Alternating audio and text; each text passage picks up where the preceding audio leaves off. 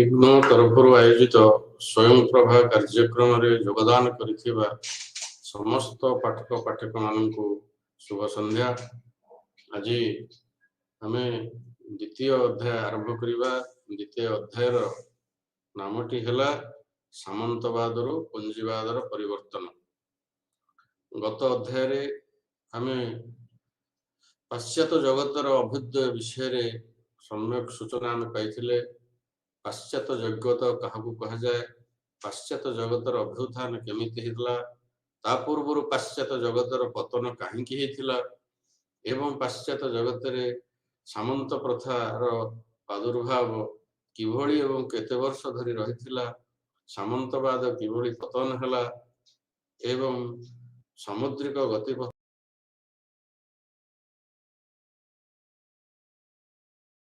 କିଭଳି ହେଲା, ସମାଜ ବ୍ୟବସ୍ଥା ସାମାଜିକ ବ୍ୟବସ୍ଥା କିଭଳି ହେଲା, ଏସବୁ ବିଷୟ ଗତ ଅଧ୍ୟାୟରେ ଆମେ ଆଲୋଚନା କରିଥିଲେ।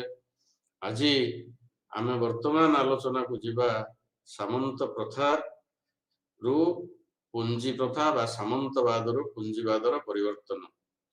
ତାହେଲେ ସାମନ୍ତବାଦ ପ୍ରଥା ଏବଂ ପୁଞ୍ଜିବାଦ ପ୍ରଥା ଭିନ୍ନ ଭିନ୍ନ ସମୟରେ ଏହା ଲୋକଲୋଚନକୁ ଆସିଥିଲା ବା ସମାଜକୁ ଆସିଥିଲା। କିନ୍ତୁ ସାମନ୍ତ ପ୍ରଥାବାଦ ସେ ଏହି ପାଶ୍ଚାତ୍ୟ ଜଗତର ବିଭିନ୍ନ ଦେଶରେ ଆରମ୍ଭ ହୋଇଥିଲା। କିନ୍ତୁ ପ୍ରଥମେ ଏହି ସାମନ୍ତବାଦ ପ୍ରଥା ଫ୍ରାନ୍ସରୁ ଆରମ୍ଭ ହୋଇଥିଲା, ହେଲେ ମଧ୍ୟ ଜର୍ମାନୀ, ରୋମ ଇତ୍ୟାଦି ସ୍ଥାନରେ ଏ ସାମନ୍ତ ପ୍ରଥା ରହିଥିଲା। କିନ୍ତୁ ତାର ପରିସର, ତାର ବୈଶିଷ୍ଟ୍ୟ, ତାର ଆଭିମୁଖ୍ୟ ଯଦିଓ କିଛି ଭିନ୍ନ ଥିଲା, କିନ୍ତୁ ସାମଗ୍ରିକ ଦୃଷ୍ଟିରୁ ଦେଖିଲେ ଏ ସବୁର ଲକ୍ଷ୍ୟ ପ୍ରାୟତଃ ଏକା ଥିଲା। ତଳେ ସାମନ୍ତବାଦ କଣ, କେମିତି ସୃଷ୍ଟି ହେଲା ପାଶ୍ଚାତ୍ୟ ଜଗତରେ, କାହିଁକି ସାମନ୍ତବାଦ ସମାଜରେ ପ୍ରତିଫଳିତ ହେଲା, ଏ କଥା ଆମେ ପ୍ରଥମେ ବୁଝିବାକୁ ପଡିବ। ତାପରେ ଆମେ ପୁଞ୍ଜିବାଦକୁ ଯିବା। ସାମନ୍ତବାଦ କଥା ନ ଜାଣିଲେ ଆମେ ପୁଞ୍ଜିବାଦ ବିଷୟରେ ଜାଣିପାରିବା ନାହିଁ।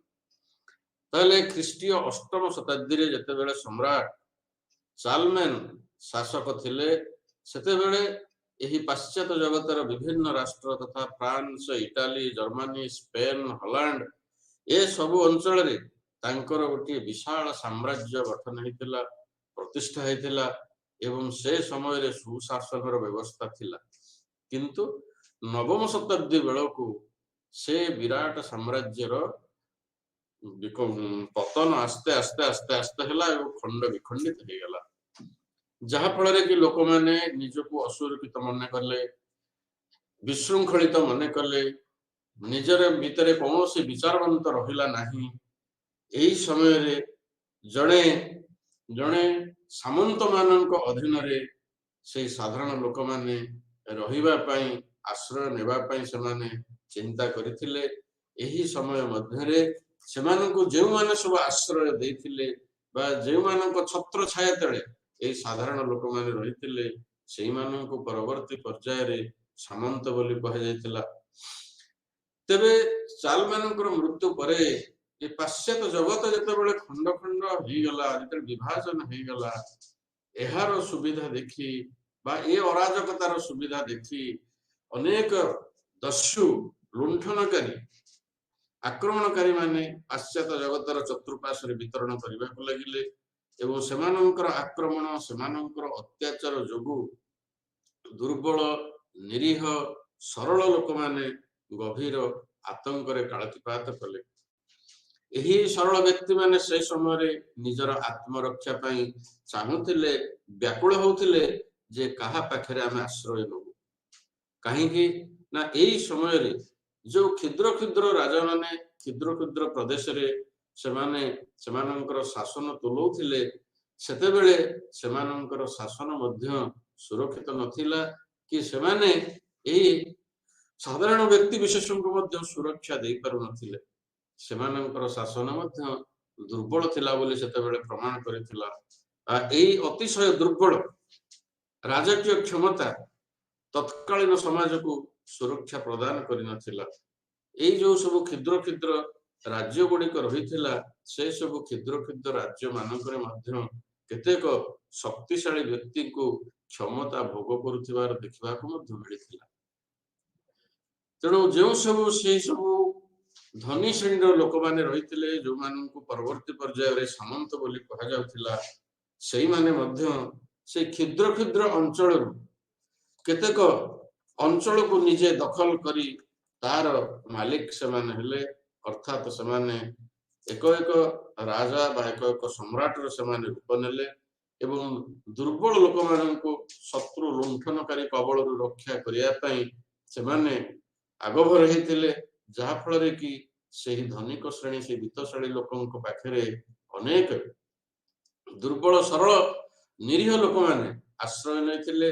ଏବଂ ଏହି ପ୍ରଥାର ଗୋଟିଏ ଉପକାରିତା ଥିଲା, ଯୋଉ ସମୟରେ ଲୁଣ୍ଠନକାରୀଙ୍କର ଦୌରାତ୍ମ୍ୟ ଥିଲା, ସେଇ ସମୟରେ ଏହି ବିତ୍ତଶାଳୀ ଲୋକମାନେ ନିରୀହ ଲୋକମାନଙ୍କୁ ନିଜର ଛତ୍ରଛାୟା ତଳେ ରଖିଥିଲେ, ନିଜର ଆଶ୍ରୟ ନିଜ ଘରେ, ନିଜର ପରିବାର ଭିତରେ, ନିଜର ଦୁର୍ଗ ଭିତରେ, ନିଜର ପ୍ରାସାଦ ଭିତରେ ଏପରିକି ସେମାନଙ୍କୁ ସ୍ଥାନ ଦେଇଥିଲେ, ଯାହା ଫଳରେ କି ସେ ସମୟରେ ସେଇ ଲୁଣ୍ଠନକାରୀଙ୍କ ଦୌରାତ୍ମ୍ୟରୁ ସାଧାରଣ ଲୋକମାନେ ରକ୍ଷା ପାଇଥିଲେ।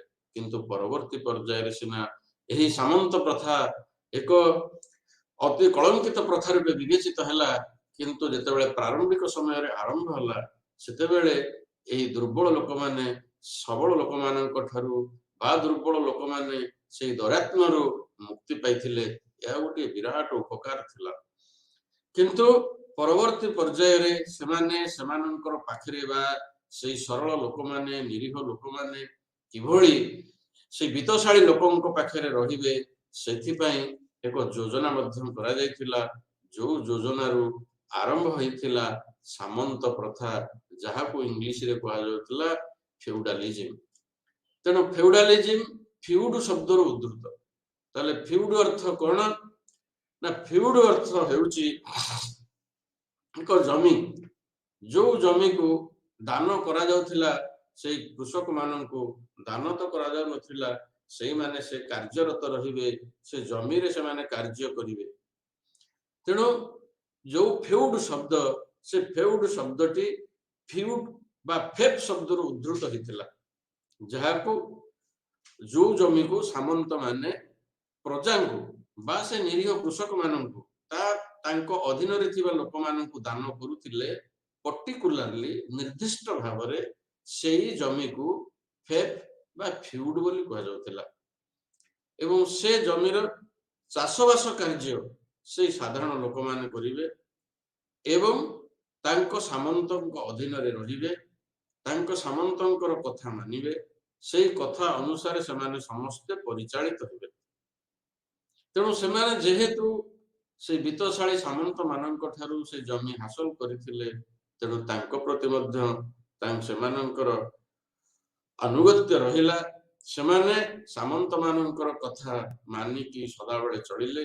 ଏହି ସମୟରେ ସାମନ୍ତ ମାନଙ୍କ ସହିତ ପ୍ରଜା ବା ନିରୀହ ଲୋକମାନଙ୍କର ସମ୍ପର୍କ ଆରମ୍ଭ ହେଲା। ରାଜାଙ୍କ ସହିତ ପ୍ରଜା ମାନଙ୍କର ଯୋଉ ସମ୍ପର୍କ ଥିଲା, ସେ ସମ୍ପର୍କ ଆସ୍ତେ ଆସ୍ତେ ଦୂରୀଭୂତ ହେଇଗଲା, ଫଳରେ ରାଜତନ୍ତ୍ର ଦୁର୍ବଳ ହେଇଗଲା। ତେଣୁ ରାଜ୍ୟର ଚତୁଃପାର୍ଶ୍ୱରେ ଏହି ସମୟରେ ଶକ୍ତିଶାଳୀ ବା ବିତ୍ତଶାଳୀ ବ୍ୟକ୍ତି ମାନଙ୍କର ଅଭିବୃଦ୍ଧି ହେଲା। ସେମାନଙ୍କ ପାଖରେ ଅନେକ ଭୂ ସମ୍ପତ୍ତି ଥିଲା। ରାଜା ହେଲେ ମଧ୍ୟ ରାଜାଙ୍କ ପାଖରେ ସେଇଭଳି କୌଣସି ସମ୍ପତ୍ତି ଥିଲେ ମଧ୍ୟ ତାଙ୍କ ପାଖରେ କୌଣସି ପ୍ରଜାମାନେ ଆଶ୍ରୟ ନେଇପାରି ନଥିଲେ। ତେଣୁ ସାଧାରଣ ପ୍ରଜାମାନେ ରଜାଙ୍କୁ ଯୋଉ ପ୍ରଭୁ ବୋଲି ବୋଲଉଥିଲେ, ସେମାନେ ରଜାଙ୍କୁ ପ୍ରଭୁ ବୋଲି ନ କହି ବା ସମ୍ରାଟ ମାନଙ୍କୁ ପ୍ରଭୁ ବୋଲି ନ କହି ସେମାନେ ସାମନ୍ତ ମାନଙ୍କୁ ପ୍ରଭୁ ବୋଲି ମାନିନେଲେ ଏବଂ ସାମନ୍ତ ମାନେ ହେଲେ ଲର୍ଡ। ଏଠି ରଜା ବା ସମ୍ରାଟ ମାନେ ଆଉ ଲର୍ଡ ହେଲେନି ବା ପ୍ରଭୁ ହେଲେନି, ସାମନ୍ତ ମାନେ ଲର୍ଡ ହେଲେ। ଏଇ ଯୋଉ ଫେଉଡାଲ ପ୍ରଥା, ଏଇ ଯୋଉ ସାମନ୍ତ ପ୍ରଥା ପ୍ରଥମେ ଯୋଉ ଫ୍ରାନ୍ସର ଅଭ୍ୟୁଦୟ ହେଲା ଏବଂ ଏଇଠାରେ ହିଁ ସେଟା ପୂର୍ଣ୍ଣତା ଲାଭ କଲା। କ୍ରମଶଃ ଫ୍ରାନ୍ସରୁ ଆସ୍ତେ ଆସ୍ତେ ୟୁରୋପ ମହାଦେଶର ଅନ୍ୟାନ୍ୟ ରାଷ୍ଟ୍ରକୁ ପ୍ରସାରିତ ହେଲା। ସବୁ ଦେଶରେ ଯଦି ବା ଏକ ପ୍ରକାର ଏଇ ସାମନ୍ତ ପ୍ରଥା ନଥିଲା, ତଥାପି ମଧ୍ୟ ମୌଳିକ ବିଷୟରେ ୟୁରୋପର ଚତୁଃପାର୍ଶ୍ୱରେ ଏହି ଫିଉଡାଲ ପ୍ରଥା ବା ଏ ସାମନ୍ତ ପ୍ରଥା ପ୍ରଚାରିତ ହେଇଥିଲା। ତାହେଲେ ଏ ସାମନ୍ତ ପ୍ରଥାରେ ସାମନ୍ତ ମାନଙ୍କର ଆନୁଗତ୍ୟ ଗୋଟିଏ ଉତ୍ସବ ପାଳନ କରାଯାଉଥିଲା। ଯେତେବେଳେ ସାମନ୍ତ ମାନଙ୍କୁ ଏ ଜମି ପ୍ରଦାନ କରାଯାଉଥିଲା ସେତେବେଳେ ଗୋଟିଏ ଉତ୍ସବ ପାଳନ କରାଯାଉଥିଲା, ଯୋଉ ଉତ୍ସବକୁ ବା ପ୍ରଭୁଙ୍କର ଆନୁଗତ୍ୟ ମନୁଷ୍ୟ ବୋଲି କୁହାଯାଉଥିଲା, ଇଂଲିଶରେ ତାକୁ ହୋମେଜ ବୋଲି କୁହାଯାଉଥିଲା। ତେଣୁ ଏହି ଉତ୍ସବରେ ପ୍ରଜାମାନେ ସାମନ୍ତଙ୍କ ପାଖରେ ନତମସ୍ତକ ହେଇ ରହିବେ ଏବଂ ଏକ ନିୟମ କରିବେ ବା ଶପଥ କରିବେ, ଧର୍ମଗ୍ରନ୍ଥ ଉପରେ ହାତ ରଖି ସେମାନେ ଈଶ୍ୱରଙ୍କ ନାମରେ ନିଜର ପ୍ରଭୁଙ୍କ ପାଖରେ ବିଶ୍ୱସ୍ତ ହେବେ ବୋଲି ଏକ ଶପଥ କରିବେ, ଯୋଉ ଶପଥକୁ ଓଥ ଅଫ ଫିଡାଲିଟି ବୋଲି ମଧ୍ୟ କୁହାଯାଉଥିଲା। ଏବଂ ତା ପରେ ପରେ ଭୂମିର ପ୍ରତୀକ ସ୍ୱରୂପ କିଛି ଡାଳପତ୍ର ସେମାନେ ପ୍ରଜାଙ୍କ ହାତରେ ବା ସାମନ୍ତ ମାନେ ପ୍ରଜାଙ୍କ ହାତରେ ଅର୍ପଣ କରୁଥିଲେ। ଏହି କାର୍ଯ୍ୟକୁ ଇନଭେଷ୍ଟିଚ୍ୟୁଡ ମଧ୍ୟ କୁହାଯାଉଥିଲା ବା ପଦବୀ ସ୍ଥାପନ ନାମରେ କଥିତ କରାଯାଇଥିଲା।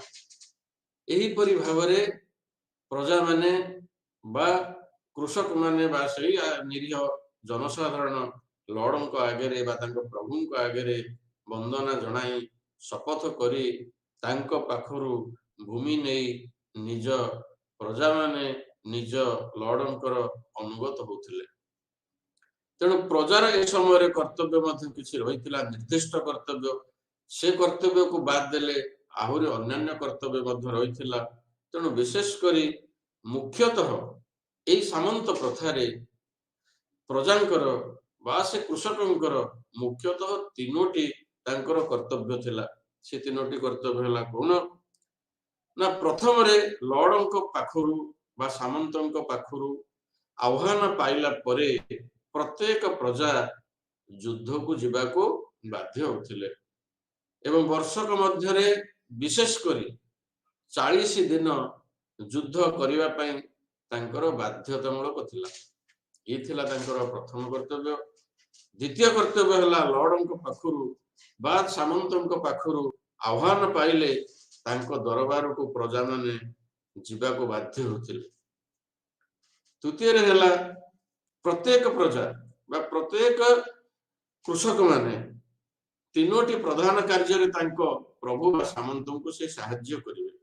ସେ ତିନୋଟି କାର୍ଯ୍ୟ ହେଲା କଣ ନା, ଯେତେବେଳେ ସାମନ୍ତଙ୍କର ଜ୍ୟେଷ୍ଠ ପୁତ୍ର ନାଇଟ ପଦବୀରେ ଅଭିଷିକ୍ତ ହେବେ ବା ଏକ ବୀରତ୍ୱ ପଦ୍ଧତିରେ ସେ ଅଭିଷିକ୍ତ ହେବେ, ସେତେବେଳେ ଏହି ପ୍ରଜାମାନେ ବିନା ପାରିଶ୍ରମିକରେ ତାଙ୍କୁ ଶ୍ରମଦାନ କରିବେ।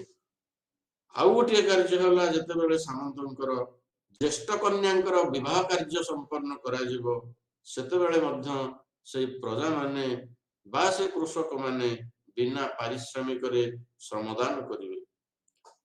ଏବଂ ଯେତେବେଳେ ଶତ୍ରୁ ଦ୍ୱାରା ବନ୍ଦୀ ହେଉଥିବେ ବା କୌଣସି ସାମନ୍ତ ଯଦି ଯୁଦ୍ଧରେ ଲିପ୍ତ ରହି ଶତ୍ରୁଙ୍କ ଦ୍ୱାରା ବନ୍ଦୀ ହେଇଥିବେ, ତାହେଲେ ସେ ବନ୍ଦୀ ଜୀବନରୁ ମୁକୁଳେଇବା ପାଇଁ এই ପ୍ରଜାମାନେ ନିଶ୍ଚିତ ଭାବରେ ଶତ ଚେଷ୍ଟା କରିବେ।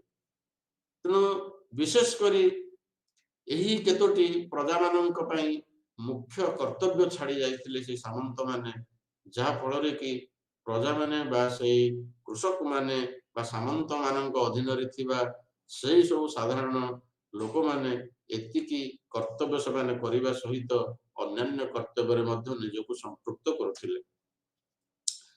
ରାଜା ବା ସାମନ୍ତ ମାନେ ସେତେବେଳେ ରାଜାର ଭୂମିକା ନେଇଥିଲେ ଏବଂ ରାଜା ଯେଭଳି ଦୁର୍ଗରେ ବାସ କରନ୍ତି ଠିକ ସେଭଳି ସାମନ୍ତ ମାନେ ମଧ୍ୟ ସେତେବେଳେ ବିଭିନ୍ନ ଦୁର୍ଗ ନିର୍ମାଣ କରି ଦୁର୍ଗ ଭିତରେ ରହୁଥିଲେ। ଆମେ ଗଲା କ୍ଲାସରେ ଏ କଥା ଚୁମ୍ବକରେ ଆମେ ଆଲୋଚନା କରିଥିଲେ। ଲୋକମାନଙ୍କର ଜୀବନ ରକ୍ଷା ପାଇଁ ସାମନ୍ତ ମାନେ ତାଙ୍କ ଅଧୀନରେ ଯେଉଁ ସବୁ କୃଷକ ମାନଙ୍କୁ ରଖିଥିଲେ ସେଇମାନଙ୍କୁ ରକ୍ଷା କରିବା ପାଇଁ ସେ ଦୁର୍ଗ ନିର୍ମାଣ କରିଥିଲେ ଏବଂ ଦୁର୍ଗ ଭିତରେ ରହି ସାଧାରଣ ଲୋକମାନଙ୍କର ଜୀବନ ରକ୍ଷା କରିବା ତାଙ୍କର ଦୁର୍ଗ ନିର୍ମାଣର ମୁଖ୍ୟ ଲକ୍ଷ୍ୟ ଥିଲା। ବିପଦ ବେଳେ ପ୍ରଜାମାନେ ମଧ୍ୟ ଦୁର୍ଗରେ ଆଶ୍ରୟ ନେଇପାରିଲା ଭଳି ସୁବିଧା ଥିଲା। ଦୁର୍ଗ ଚାରିପଟେ ସୁଦୃଢ ପ୍ରାଚୀରୀ ମଧ୍ୟ ନିର୍ମାଣ କରାଯାଇଥିଲା। ପ୍ରାଚୀରୀର ଭିନ୍ନ ଭିନ୍ନ କୋଣରେ ଗମ୍ବୁଜ ମାନ ନିର୍ମାଣ କରାଯାଇଥିଲା, ଯୋଉ ଗମ୍ବୁଜ ଭିତରୁ ବାହ୍ୟ ଶତ୍ରୁ ଆଗମନର ନିରୀକ୍ଷଣ କରାଯାଇ ପାରୁଥିଲା। ପାଚିରୀର ଚତୁଃପାର୍ଶ୍ୱରେ ମଧ୍ୟ ଗଭୀର ପରୀକ୍ଷା ଖୋଦନ କରାଯାଇଥିଲା, ଯୋଉ ପରୀକ୍ଷାରେ ଜଳ ପୂର୍ଣ୍ଣ ହେଇକି ରହୁଥିଲା, ଶତ୍ରୁପକ୍ଷ ସହଜରେ ଦୁର୍ଗ ଭିତରେ ପ୍ରବେଶ କରିପାରୁ ନଥିଲା। ଏସବୁ ସେତେବେଳର ବ୍ୟବସ୍ଥା ଦୁର୍ଗ ମାନଙ୍କରେ କରାଯାଇଥିଲା, ଗଡ଼ ମାନଙ୍କରେ କରାଯାଇଥିଲା, ଯାହାକୁ ଗଡ଼ ଖାଇ ବୋଲି କୁହାଯାଉଥିଲା। ଶତ୍ରୁମାନେ ସହଜରେ ଦୁର୍ଗ ନିକଟବର୍ତ୍ତୀ କଦାପି ହୋଇପାରିବେ ନାହିଁ କି ଦୁର୍ଗ ଭିତରେ ପ୍ରବେଶ କରିପାରିବେ ନାହିଁ, ସେଥିପାଇଁ ସବୁ ପ୍ରକାରର ପ୍ରାଚୀନ ଉପାୟ ଅବଲମ୍ବନ ସେତେବେଳେ କରାଯାଇଥିଲା।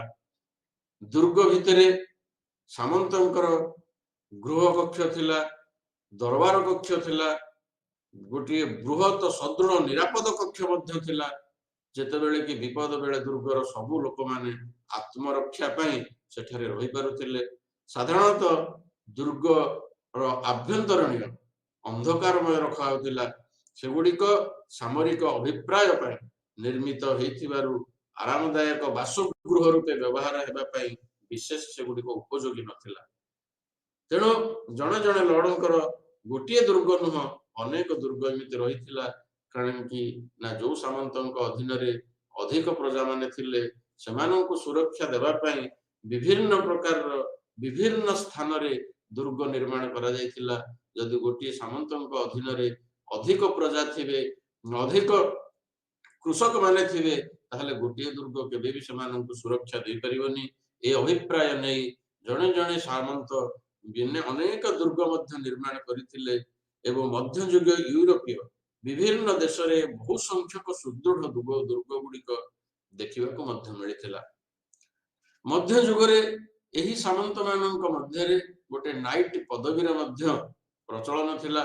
ଅର୍ଥାତ୍ ନାଇଟ ପଦବୀ ହେଉଛି ଏକ ବିରୋଚିତ ପଦବୀ, ଯେଉଁମାନଙ୍କର ଉପଯୁକ୍ତ ସାମରିକ ଶିକ୍ଷା ଥିବ, ବଳିଷ୍ଠ ଚେହେରା ଥିବ, ଉପଯୁକ୍ତ ପ୍ରମାଣପତ୍ର ସେମାନଙ୍କର ରହିଥିବ, ସେମାନେ ନାଇଟ ପଦବୀରେ ସେମାନଙ୍କୁ ଭୂଷିତ କରାଯିବ। ଯେଉଁମାନେ କି ଆଗରୁ ଅଭିଜ୍ଞ ସାମରିକ ସେନାପତି ମାନଙ୍କ ସହିତ ବା ସାମରିକ ବିଭାଗର ଅଭିଜ୍ଞ ବ୍ୟକ୍ତି ମାନଙ୍କ ସହିତ, ଅଭିଜ୍ଞ ସୈନିକ ମାନଙ୍କ ସହିତ ସେମାନେ ରହି ସେମାନଙ୍କର ତାଲିମ ନେବେ, ତାପରେ ଯାଇ ନିଜକୁ ବିରଚିତ ଉପାଧିରେ ଭୂଷିତ କରାଯିବ। ଏଥିପାଇଁ ମଧ୍ୟ ଏକ ମହୋତ୍ସବର ଆୟୋଜନ କରାଯାଉଥିଲା, ଯୋଉ ଆୟୋଜନ ମଧ୍ୟରେ ତାକୁ ଏ ପଦବୀ ପ୍ରଦାନ କରାଯାଉଥିଲା। ତେବେ ଜଣେ ଯୁଦ୍ଧ ବିଦ୍ୟା ସାହସ ସହିତ ଉନ୍ନତତର କର୍ତ୍ତବ୍ୟନିଷ୍ଠ, ଉଦାରତା, ପରୋପକାର, ଭଦ୍ରତା, ଦାନଶୀଳତା ପ୍ରଭୃତି ଗୁଣ ତା ପାଖେ ରହିଥିବା ଦରକାର। କେବଳ ଯେ ସାମରିକ ବିଦ୍ୟାରେ ସେ ନିପୁଣତା ହାସଲ କରିଥିବ ତା ନୁହଁ। ଆତ୍ମସମ୍ମାନ ପାଇଁ ସେମାନେ ସଜାଗ ମଧ୍ୟ ରହୁଥିଲେ।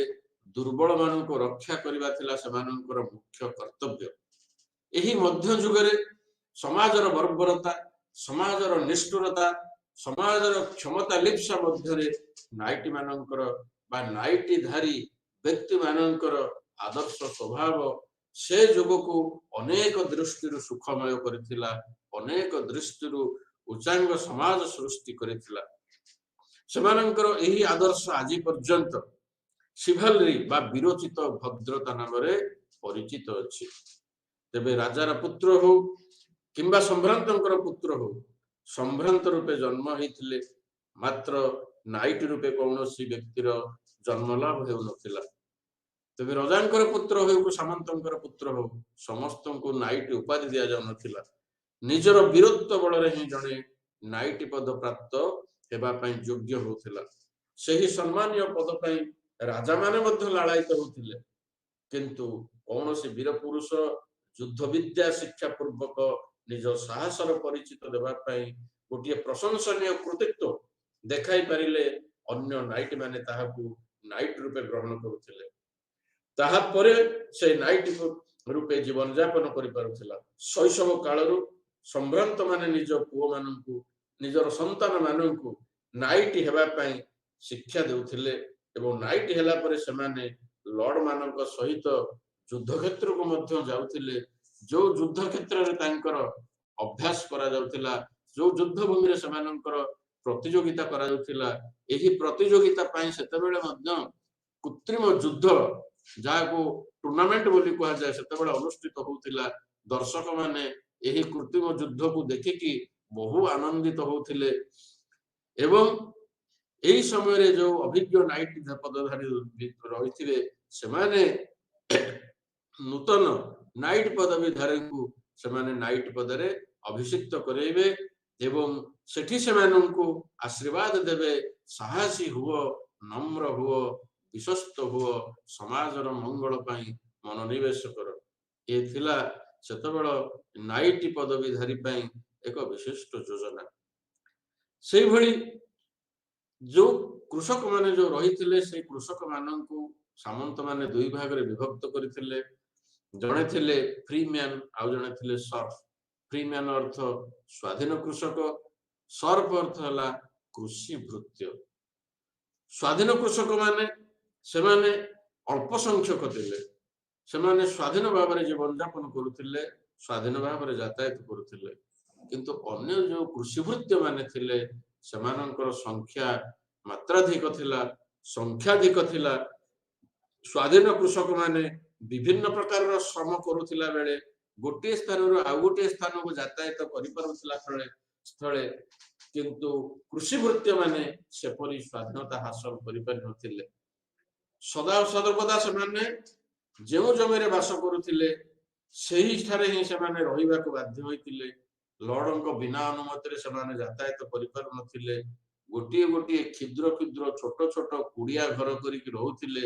ଏପରିକି ଝଡି ବର୍ଷା ସମୟରେ ମଧ୍ୟ ସେଇ କୁଡିଆ ଭିତରେ ସେମାନେ ଆଶ୍ରୟ ନେଉଥିଲେ।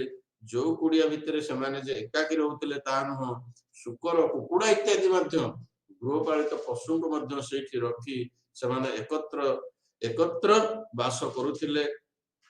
ଲୋକମାନେ ସେତେବେଳେ ଯୋଉ କୁଡିଆଟି ତିଆରୁଥିଲେ ସେଇ ଶୁଖିଲା ଘାସ, ଶୁଖିଲା ନଡାରେ ସେଗୁଡିକ ତିଆରି କରାଯାଉଥିଲା ଏବଂ ଗୋଟିଏ ଛୋଟିଆ କୁଡିଆରେ ମଧ୍ୟ ସେମାନେ ଅଧିକ ସଂଖ୍ୟକ ଲୋକମାନେ ବାସ କରୁଥିଲେ, ଯାହାର ଜୀବିକା ଅତ୍ୟନ୍ତ ଦୟନୀୟ ଥିଲା।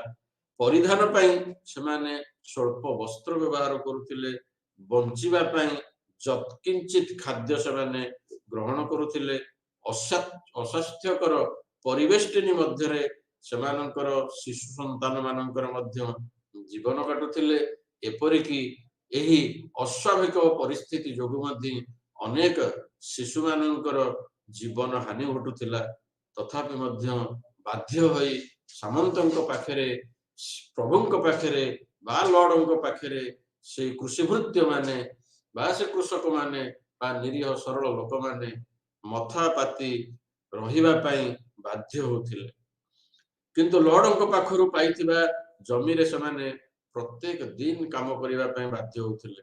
ଉତ୍ପନ୍ନ ଦ୍ରବ୍ୟର ଗୋଟିଏ ଅଂଶ ସେମାନେ ସେମାନଙ୍କ ପ୍ରଭୁଙ୍କୁ ବା ଲର୍ଡଙ୍କୁ ଦେବାକୁ ବାଧ୍ୟ ହଉଥିଲେ। ସପ୍ତାହର କେତୋଟି ନିର୍ଦ୍ଦିଷ୍ଟ ଦିନରେ ସେଇ ତାଙ୍କ ପ୍ରଭୁଙ୍କ ପାଇଁ ମଧ୍ୟ ସେ ନିଜେ ବିନା ପାରିଶ୍ରମିକରେ ସେମାନେ ଶ୍ରମଦାନ କରିବାକୁ ବାଧ୍ୟ ହଉଥିଲେ। ବିଶେଷ କରି ସଂକ୍ଷେପରେ କହିବାକୁ ଗଲେ ସମାଜର ଅଧିକାଂଶ ଲୋକେ ସାମନ୍ତ ଯୁଗରେ ବହୁ ଦୁଃଖରେ କାଳ କାଟୁଥିଲେ, ପରାଧୀନ ଜୀବନଯାପନ କରୁଥିଲେ। ଏଇ ସବୁ ଥିଲା ଗୋଟିଏ ସାମନ୍ତ ପ୍ରଥାର ଗୋଟେ ଅପକାରିତା ବା ଗୋଟେ ଚରମ ଅପକାରିତା। ଏ ସମୟରେ ରାଜାଙ୍କର କଣ ସବୁ କ୍ଷମତା ଥିଲା? ରାଜା ନିଜେ ଶକ୍ତିଶାଳୀ ବ୍ୟକ୍ତି ମାନଙ୍କୁ ସାମନ୍ତ ରୂପେ ସ୍ୱୀକୃତି ଦେବାକୁ ବାଧ୍ୟ ହୋଇଥିଲେ। ତେଣୁ ରାଜାଙ୍କର ରାଣୀକୁ ମହାରାଣୀ କୁହାଯାଉଥିଲା ବେଳେ ସାମନ୍ତଙ୍କର ସେଇ ପତ୍ନୀକୁ, ଧର୍ମପତ୍ନୀଙ୍କୁ ସାମନ୍ତାଣୀ ବୋଲି କୁହାଯାଉଥିଲା। ତେଣୁ ରାଜାଙ୍କର ଯାହା ମର୍ଯ୍ୟାଦା ସେତେବେଳେ ଥିଲା, ସାମନ୍ତ ମାନଙ୍କର ମଧ୍ୟ ବିଭିନ୍ନ ଗଡରେ, ବିଭିନ୍ନ ଦୁର୍ଗରେ, ବିଭିନ୍ନ ପ୍ରଦେଶରେ ତାଙ୍କର ମଧ୍ୟ ମର୍ଯ୍ୟାଦା ସେମିତି ଥିଲା। ଯଦି ରାଜା ସାମନ୍ତ ମାନଙ୍କୁ ସେଭଳି ସ୍ୱୀକୃତି ଦେଇ ନଥାନ୍ତେ ତତ୍କାଳୀନ ସମାଜ ଅରାଜକତାରେ ପରିପୂର୍ଣ୍ଣ ହେଇଥାନ୍ତା। ତେବେ ସେ ସାମନ୍ତ ମାନେ ଅରାଜକତାକୁ ବନ୍ଦ କରିବା ପାଇଁ ମଧ୍ୟ ପଦକ୍ଷେପ ନେଇଥିଲେ। ତେଣୁ ରାଜା ସେମାନଙ୍କୁ ଏଭଳି ସ୍ୱୀକୃତି ପ୍ରଦାନ କରିଥିଲେ। କାହିଁକି ନା ରାଜା ନିଜେ ଦୁର୍ବଳ ହେଇଥିବାରୁ ସାମନ୍ତ ମାନଙ୍କ ଉପରେ ବା ସମ୍ଭ୍ରାନ୍ତ ମାନଙ୍କ ଉପରେ ଲୋକମାନେ ନିର୍ଭର କରିବାକୁ ବାଧ୍ୟ ହୋଇଥିଲେ। ରାଜା ସମ୍ଭ୍ରାନ୍ତ ମାନଙ୍କୁ ନିଜ ରାଜ୍ୟରେ ବଡ ବଡ ଭୂମି ସବୁ ପ୍ରଦାନ କରିଥିଲେ। ସେତେବେଳେ ଯୋଉ ଭୂମିର ଅଂଶ ବା ଯୋଉ ଭୂମି ସମ୍ଭ୍ରାନ୍ତ ମାନେ ବାଧ୍ୟ ହୋଇ ସେହି କୃଷିଭୃତ୍ୟଙ୍କ ଦ୍ୱାରା କାର୍ଯ୍ୟ ହାସଲ କରୁଥିଲେ। ଯତେଜ ସମ୍ଭ୍ରାନ୍ତଙ୍କ ପାଖରେ ଏତେ ଜମିଜମା ଆସିଲା କୋଉଠୁ? ଯୋଉ ସମ୍ଭ୍ରାନ୍ତ ମାନେ ପାଶ୍ଚାତ୍ୟ ଜଗତରେ ବା ସେ ଚତୁର୍ଥ ଶତାବ୍ଦୀରୁ ଚତୁର୍ଦ୍ଦଶ ଶତାବ୍ଦୀ ମଧ୍ୟରେ ଯୋଉ ସମ୍ଭ୍ରାନ୍ତ ମାନେ ରାଜାଙ୍କର ବା ସମ୍ରାଟଙ୍କର ଅତି ନିକଟତର ଥିଲେ, ସେତେବେଳେ ସମ୍ରାଟ ମାନେ ସେମାନଙ୍କୁ ଅନେକ ଭୂ ସମ୍ପତ୍ତି ବା ନିଷ୍କର ଜମି ବା ଜାଗିର ଜମି ପ୍ରଦାନ କରିଥିଲେ। ଯୋଉ ଜାଗିର ଜମି ନେଇ ସମ୍ଭ୍ରାନ୍ତ ମାନେ ବିତ୍ତଶାଳୀ ହେଇଥିଲେ, ସମ୍ଭ୍ରାନ୍ତ ମାନେ ଧନଶାଳୀ ହେଇଥିଲେ, ସମ୍ଭ୍ରାନ୍ତ ମାନଙ୍କୁ ଜମିଦାର ବି କୁହାଯାଉଥିଲା। ସେଇ ସବୁ ଜମିକୁ କୃଷିଭୃତ୍ୟଙ୍କ ଦ୍ୱାରା ଚାଷ କରାଇ ସେମାନେ ଲାଭବାନ ହଉଥିଲେ। ଏବଂ ଏ ପ୍ରଥା ଏହା ଗୋଟେ ପୁରୁଷାନୁକ୍ରମ ଭାବରେ ଚାଲିଲା। ଅନେକ ଦିନ ଧରି ଏ କଥା ଚାଲିଲା। ଯଦିବା ଲର୍ଡ ମାନେ ବା ପ୍ରଭୁ ମାନେ ଭୂମି ଉପରେ ପ୍ରଭୁ ହେବା ବେଳେ ରାଜାଙ୍କର ଅନୁଗତ ରହିବେ ବୋଲି ସେମାନେ ଶପଥ ପାଠ କରୁଥିଲେ, କିନ୍ତୁ ତାଙ୍କର ସ୍ୱୀକୃତି ପାଇଁ ପ୍ରଭୁତ୍ୱ ବିସ୍ତାର ସେମାନେ ମଧ୍ୟ କରୁଥିଲେ। ରାଜାଙ୍କ ପ୍ରତି ସାମନ୍ତ ମାନେ ଚିରଦିନ ଅନୁରକ୍ତ ରହିବ ବୋଲି ଶପଥ ନେଇଥିଲେ ମଧ୍ୟ ପରବର୍ତ୍ତୀ ପର୍ଯ୍ୟାୟରେ ଏ ପ୍ରକାରର ନୀତିରେ ପରିବର୍ତ୍ତନ ଦେଖା ଦେଇଥିଲା। ସ୍ୱାଧୀନ ଭାବରେ କ୍ଷମତା ଭୋଗ କରିବା ସଙ୍ଗେ ସଙ୍ଗେ ନିଜକୁ ଗୋଟେ କ୍ଷମତା ବୃଦ୍ଧି ପାଇଁ ମଧ୍ୟ ସେ ସମ୍ଭ୍ରାନ୍ତ ମାନେ ତତ୍ପର ହେଇଗଲେ।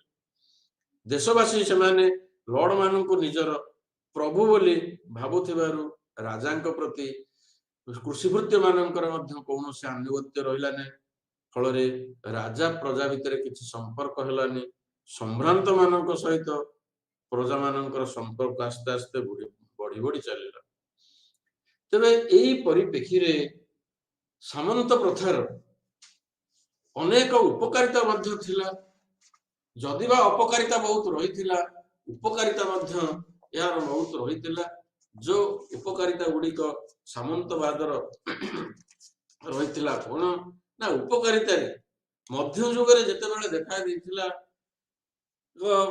ବିଶୃଙ୍ଖଳିତ ସମାଜ, ସେହି ସମୟରେ ଯେତେବେଳେ ସାଧାରଣ ଲୋକମାନେ ଯାଯାବର ଜୀବନ ଯାପନ କରୁଥିଲେ ଏବଂ ଶୃଙ୍ଖଳିତ ସମାଜ ପାଇଁ ବ୍ୟାକୁଳ ହଉଥିଲେ, ଏହି ସମୟରେ ନିରାପତ୍ତା ରକ୍ଷା କରିବା ପାଇଁ, ସେମାନଙ୍କୁ ସୁରକ୍ଷା ଦେବା ପାଇଁ ଆଗେଇ ଆସିଥିଲା ଗୋଟିଏ ଗୋଷ୍ଠୀ, ଯୋଉ ଗୋଷ୍ଠୀ ଥିଲା ସାମନ୍ତ ଗୋଷ୍ଠୀ। ଦ୍ୱିତୀୟ କଥା ହେଲା, ଯୋଉ ଅତ୍ୟାଚାରୀ ଶାସକ ମାନଙ୍କ କବଳରୁ ରକ୍ଷା କରିବା ପାଇଁ ଏହି ସାମନ୍ତ ମାନେ ଏକ ଚରମ ମୁହୂର୍ତ୍ତରେ ସକ୍ଷମ ହୋଇଥିଲେ। ସେମାନଙ୍କର ଶକ୍ତି, ସେମାନଙ୍କର ସାମର୍ଥ୍ୟକୁ ପରାହତ କରି ସାମନ୍ତ ମାନେ ପ୍ରଜା ମାନଙ୍କୁ ସେମାନଙ୍କ କବଳରୁ ରକ୍ଷା କରିବା ପାଇଁ ସକ୍ଷମ ହୋଇଥିଲେ ଏବଂ ସମାଜରେ ମଧ୍ୟ ଶାନ୍ତି ପ୍ରତିଷ୍ଠା କରିବାରେ ସମର୍ଥ ହୋଇଥିଲେ। ଆଉ ଗୋଟିଏ ଉପକାରିତା ହେଲା, ସାମନ୍ତବାଦର ପ୍ରଚଳନ ଯୋଗୁଁ ୟୁରୋପ ମହାଦେଶରେ ବା ପାଶ୍ଚାତ୍ୟ ଜଗତରେ କ୍ରୀତଦାସ ପ୍ରଥାର ଉନ୍ମେଷ ହେଇନଥିଲା। ଯେ ପର୍ଯ୍ୟନ୍ତ ସାମନ୍ତବାଦ ପ୍ରଥା ବଳବତ୍ତର ଥିଲା, ସେ ପର୍ଯ୍ୟନ୍ତ କ୍ରୀତଦାସ ପ୍ରଥାର ଉନ୍ମେଷ ଅଭ୍ୟୁଦୟ ହେଇନଥିଲା। କାହିଁକି ନା ଜଣେ ଜଣେ ଦାସ ସାମନ୍ତ ମାନଙ୍କ ଅଧୀନରେ ଥିବାରୁ ସେମାନଙ୍କୁ ଆଉ ପ୍ରଣ୍ୟ ଦ୍ରବ୍ୟ ପରି ବଜାରରେ ବିକ୍ରି କରାଯାଇ ପାରିଲା ନାହିଁ।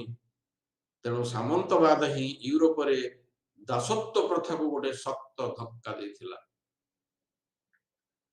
ଆଉ ଗୋଟିଏ ସାମନ୍ତବାଦର ଉପକାରିତା ହେଲା, ନାଇଟ ମାନେ ଅର୍ଥାତ୍ ବିରୋଚିତ ପଦବୀଧାରୀ ବ୍ୟକ୍ତି ମାନେ ମଧ୍ୟଯୁଗୀୟ ସମାଜରେ ନିଜର ମହାନତା ପ୍ରଦର୍ଶନ କରିଥିଲେ। ଦୁର୍ବଳକୁ ସବଳ କବଳରୁ ରକ୍ଷା କରି ବିରୋଚିତ ଭଦ୍ର ବ୍ୟବହାର ପ୍ରଦର୍ଶନ କରି ସେମାନେ ସମାଜର ବହୁବିଧ କଲ୍ୟାଣ ସାଧନ କରିଥିଲେ।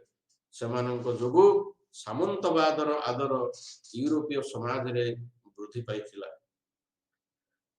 ଆଉ ଗୋଟିଏ ଉପକାରିତା ହେଲା ସାମନ୍ତବାଦର, ଯେ ସାମନ୍ତବାଦ ପ୍ରଜା ମାନଙ୍କୁ ସମ୍ପୂର୍ଣ୍ଣ ରୂପେ ଚିନ୍ତାମୁକ୍ତ କରିବାକୁ ସମର୍ଥ ହୋଇଥିଲା। ସେମାନେ ଥରେ ସାମନ୍ତ ମାନଙ୍କୁ ଆନୁଗତ୍ୟ ପ୍ରଦର୍ଶନ କରିସାରିବା ପରେ ସେମାନଙ୍କର କର୍ତ୍ତବ୍ୟ ସରିଯାଇଥିଲା।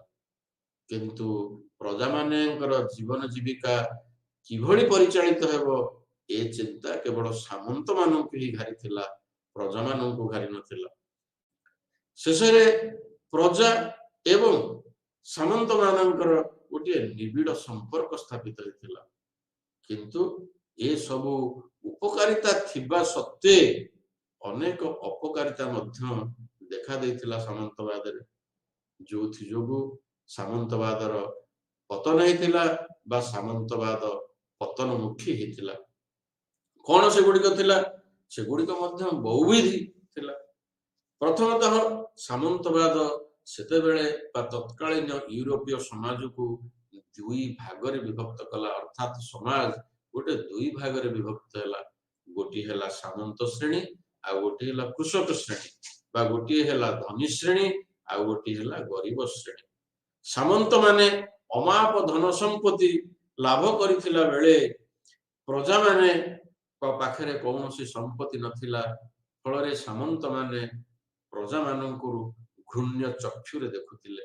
ଇଏ ଗୋଟିଏ ବିରାଟ ଅପକାରିତା ଥିଲା ସାମନ୍ତବାଦର। ଆଉ ଗୋଟିଏ ଅପକାରିତା ହେଲା ଯେ ସାମନ୍ତବାଦ ଥିଲା ଗୋଟେ ଜାତୀୟତା ଭାବର ବିରୋଧୀ। ବିଭିନ୍ନ ସାମନ୍ତ ମାନଙ୍କ ମଧ୍ୟରେ ପ୍ରାୟତଃ କଳହ ଲାଗି ରହୁଥିଲା। ୟୁରୋପରେ ଜାତି ଭିତ୍ତିକ ରାଷ୍ଟ୍ର ଗଠନରେ ଗୋଟେ ବିରାଟ ପ୍ରତିବନ୍ଧକ ସୃଷ୍ଟି କରିଥିଲା। ସେଇଭଳି ଆଉ ଗୋଟିଏ ଅପକାରିତା ହେଲା କଣ ନା, ସାମନ୍ତବାଦ ଦ୍ୱାରା ୟୁରୋପରେ ଗୋଟେ ରାଜନୈତିକ ଏକତା ଯୋଉ ରହିଥିଲା, ସେ ରାଜନୈତିକ ଏକତାର ମଧ୍ୟ କ୍ଷୁଣ୍ଣ ହେଲା। ଆଉ ରାଜନୈତିକ ଏକତା ବା ପଲିଟିକାଲ ୟୁନିଟ ୟୁରୋପ ମହାଦେଶରେ ତିଷ୍ଠି ରହିପାରି ନଥିଲା, ଯାହା ଦ୍ୱାରା କି ୟୁରୋପ ମହାଦେଶରେ ବିଭିନ୍ନ ସାମନ୍ତ ମାନଙ୍କ ମଧ୍ୟରେ ଯୁଦ୍ଧ ବା ଷଡ଼ଯନ୍ତ୍ର ଲାଗି ରହିଲା। ନିଜ ନିଜ ଭିତରେ ସମସ୍ୟା ଲାଗି ରହିଲା, ନିଜ ନିଜ ଭିତରେ କଳହ ଲାଗି ରହିଲା, ଯାହା ଫଳରେ ବିଭିନ୍ନ ଗୋଷ୍ଠୀ ଭିତରେ ଥିବା ଏକତା ସ୍ଥାପନ କରି ଗୋଟିଏ ସାର୍ବଭୌମ ନୂତନ ରାଜ୍ୟ ଗଠନର ସ୍ୱପ୍ନ ଭାଙ୍ଗି ଚୁରମାର ହେଇଗଲା। ଯାହା ଫଳରେ କି ସାମନ୍ତବାଦ ଆସ୍ତେ ଆସ୍ତେ ଆସ୍ତେ ଆସ୍ତେ ଲୋପ ପାଇବାକୁ ଲାଗିଲା। କିନ୍ତୁ ସାମନ୍ତବାଦ ଲୋପ ହେବା ପଛରେ କେବଳ ଯେ ସାମନ୍ତବାଦର ଅପକାରିତା ଗୁଡିକ ଦାୟୀ ଥିଲା ତା ନୁହଁ। ଯଦି ବା ସାମନ୍ତବାଦ ପ୍ରଥା କୃଷି ଭୃତ୍ୟ ବା ସାଧାରଣ କୃଷକ ମାନଙ୍କ ଅବସ୍ଥାକୁ ଶୋଚନୀୟ କରିଦେଇଥିଲା। ସ୍ୱଳ୍ପ ଜମିରେ ଚାଷ କରି ସାଧାରଣ ଲୋକମାନେ ଗୁଜୁରାଣ ମେଣ୍ଟେଇବା ଯଦିବା ତାଙ୍କ ପାଖେ ଏକ କଷ୍ଟକର ବ୍ୟାପାର ଥିଲା, ତଥାପି ସାମନ୍ତ ମାନଙ୍କ ଜମିରେ ବିନା ମଜୁରୀରେ ବିନା ପାରିଶ୍ରମିକରେ ଚାଷ କରି ସେମାନଙ୍କର ଆର୍ଥିକ ସ୍ଥିତି ଦୁର୍ବଳ ହୋଇ ପଡିଥିଲା ସତ, ଦୁର୍ବିଷହ ହୋଇ ପଡିଥିଲା ସତ, ତଥାପି ମଧ୍ୟ ଦୀର୍ଘ ଦିନ ଧରି ଏ ସାମନ୍ତବାଦ ପ୍ରଥା ଏଠାରେ ବଳବତ୍ତର ଥିଲା। କିନ୍ତୁ ପରବର୍ତ୍ତୀ ପର୍ଯ୍ୟାୟରେ ଏସବୁ ଅସନ୍ତୋଷକୁ ଘେରି ଜର୍ମାନୀ ଏବଂ ଇଂଲଣ୍ଡରେ କୃଷକ ବିପ୍ଳବର ସୂତ୍ରପାତ ହେଲା। କୃଷକ ବିପ୍ଳବର ସୂତ୍ରପାତ ହେଲା ସେତେବେଳେ ସାମନ୍ତ ପ୍ରଥାର ଗତିପଥ ଆସ୍ତେ ଆସ୍ତେ ପରିବର୍ତ୍ତନ ହେଇଗଲା। ରାଜା ମାନଙ୍କର କ୍ଷମତା ଏ ସମୟରେ ବୃଦ୍ଧି ପାଇବାକୁ ଦେଖାଦେଲା, ବା ରାଜତନ୍ତ୍ର ଆସ୍ତେ ଆସ୍ତେ ସବଳ ହେବାର ଦେଖାଦେଲା, ଯାହା ଫଳରେ କି ଏହି ସାମନ୍ତ ପ୍ରଥାରେ ବାଧା ସୃଷ୍ଟି ହେଲା। କିନ୍ତୁ ଐତିହାସିକ ମାନେ କୁହନ୍ତି ଯେ ସାମନ୍ତ ପ୍ରଥା ଅବସାନ ପଛରେ ଗୋଟେ ଭୂମଧ୍ୟ ସାଗରରେ ଯୋଉ ପ୍ଲେଗ ରୋଗ ବ୍ୟାପିଲା, ସେ ପ୍ଲେଗ ରୋଗ ବ୍ୟାପିବା ଯୋଗୁଁ ଜନସଂଖ୍ୟାର ଦ୍ରୁତ ହ୍ରାସ ଘଟିଲା। କୃଷକ ମାନଙ୍କ ପାଇଁ ଯୋଉ ଅଭାବ ଦେଖାଦେଲା, କୃଷକ ମାନେ କାମରୁ ନିବୃତ୍ତ ରହି ମେଷ ପାଳନ କରିବାକୁ ବାଧ୍ୟ ହେଲେ। ତେଣୁ ଏଭଳି ବିଭିନ୍ନ ପ୍ରକାରର କାର୍ଯ୍ୟକ୍ରମକୁ ନେଇ ସାମନ୍ତବାଦ ୟୁରୋପ ମହାଦେଶରୁ ବା ପାଶ୍ଚାତ୍ୟ ଜଗତରୁ ଆସ୍ତେ ଆସ୍ତେ ଅବସାନ ହେବାକୁ ଲାଗିଲା। ତାହେଲେ ଯଦି এই ସାମନ୍ତବାଦ ପ୍ରଥା ଆସ୍ତେ ଆସ୍ତେ ପାଶ୍ଚାତ୍ୟ ଜଗତରୁ ଏସବୁ ଅପକାରକୁ ନେଇ ଯଦି ଅବସାନ ହେଲା, ତାହେଲେ ଐତିହାସିକ ମାନେ କାହିଁକି ଏକ ନୂତନ ଚିନ୍ତାଧାରାରେ ରହିଛନ୍ତି ଯେ ସାମନ୍ତବାଦ ପଛରେ ସାମନ୍ତବାଦର ଯୋଉ ଅପକାରିତା ଥିଲା ତାହା ଦାୟୀ ନୁହଁ। ସାମନ୍ତବାଦ ଅବସାନ ହେବା ପଛରେ ଆଉ ଗୋଟିଏ ମୁଖ୍ୟ କାରଣ ଦାୟୀ ଥିଲା, ଯୋଉଟା ହଉଛି ବାଣିଜ୍ୟିକବାଦ। ଯୋଉ ବାଣିଜ୍ୟିକବାଦ ଯୋଗୁ ସାମନ୍ତବାଦର ପତନ ହେଲା। ତେଣୁ ଆଧୁନିକ ପର୍ଯ୍ୟାୟରେ ଯୋଉ ବିଶିଷ୍ଟ ଅର୍ଥନୀତିଜ୍ଞ ମାନେ ବା ଆଧୁନିକ ଅର୍ଥନୀତିଜ୍ଞ ମାନେ ସେମାନେ ମତ ପୋଷଣ କରିଛନ୍ତି ଯେ ବାଣିଜ୍ୟିକବାଦ ହଉଛି ବା ସୁଦୂର ବାଣିଜ୍ୟିକ ପ୍ରାବଲ୍ୟତା ହେଉଛି ସାମନ୍ତବାଦ ପ୍ରଥା ଅବସାନର ମୁଖ୍ୟ କାରଣ।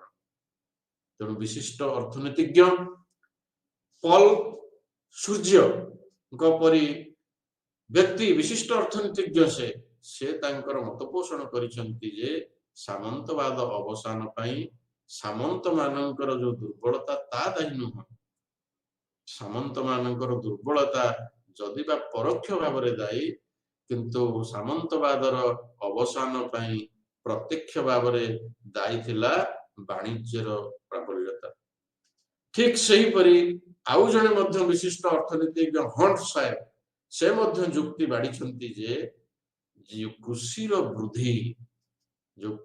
ବୃଦ୍ଧି ଘଟିଲା, କୃଷି ଉତ୍ପାଦନର ଯୋଉ ବୃଦ୍ଧି ହେଲା, କୃଷିଜାତ ଦ୍ରବ୍ୟର ଯୋଉ ଅମଳ ବୃଦ୍ଧି ପାଇଲା, ଏହା ଦ୍ୱାରା କୁଟୀର ଶିଳ୍ପର ମଧ୍ୟ ବିକାଶ ହେଲା। ଯୋଉ କୁଟୀର ଶିଳ୍ପର ବଳକା ଦ୍ରବ୍ୟ ବା କଞ୍ଚାମାଲକୁ ନେଇ ବିଭିନ୍ନ କଳକାରଖାନା ସୃଷ୍ଟି ହେଲା, ଯୋଉଥି ଯୋଗୁ ସାଧାରଣ କୃଷକ ମାନେ ଆଉ କୃଷି ଭୃତ୍ୟ ହୋଇ ବା ସାଧାରଣ କୃଷକ ହୋଇ ରହିବାକୁ ପସନ୍ଦ କଲେନି। ସେମାନେ ଏହି କୃଷିଜାତ କାର୍ଯ୍ୟକ୍ରମରେ ବା କୃଷିରେ ନିଜକୁ ମନୋନିବେଶ କରିବାକୁ ଚେଷ୍ଟା କଲେ, କୁଟୀର ଶିଳ୍ପ ମାନଙ୍କରେ ମନୋନିବେଶ କଲେ, ବଡ ବଡ କଳକାରଖାନାରେ ସେମାନେ ଶ୍ରମିକ ଭାବରେ ରହିବା ପାଇଁ ମଧ୍ୟ ସେମାନେ ଯୋଜନା ବାଢିଲେ। ତେଣୁ ଏହି ପରିପ୍ରେକ୍ଷୀରେ ଯେତେବେଳେ ସାମନ୍ତବାଦ ଲୋପ ପାଇଲା, ଏହି ସମୟରେ ପୁଞ୍ଜିବାଦର ଉତ୍ଥାନ ହେଲା।